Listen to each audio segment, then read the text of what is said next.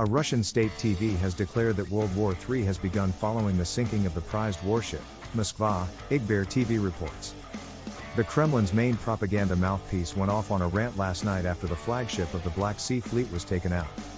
Olga Skabayeva, one of Vladimir Putin's leading propagandists, told viewers Western support for Ukraine amounted to direct conflict with Russia, saying, "What's escalated into can safely be called World War III.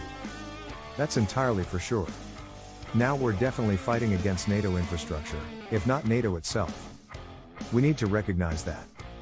Military commentator Dmitry Drozdenko said on separate state-run Channel 1.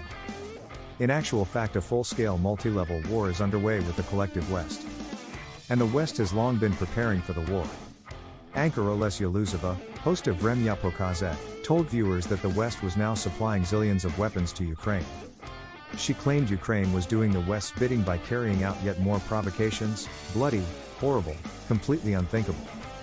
These will force people to shudder once again and say that Russia is a country which is unworthy of even being on the world map and that all Russians should simply be wiped off the face of the earth. Skabayeva also claimed that Ukrainians were delighted to see Russian troops in their country.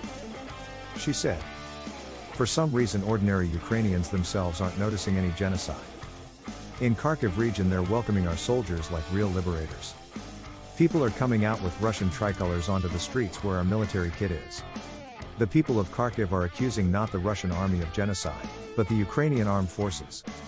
Officials have refused to acknowledge Ukraine's claims it struck the ship with cruise missiles, an operation which would be one of Kyiv's biggest military successes since the invasion began. But despite Russia's insistence it sunk because of fire, the Ukrainian capital was struck by rockets overnight, a sign Vladimir Putin wants revenge for the downing of the prized naval asset. The city has been spared aerial bombardment since Russian troops pulled out of the north, but there were strikes against Kyiv, Kharkiv and locations further west.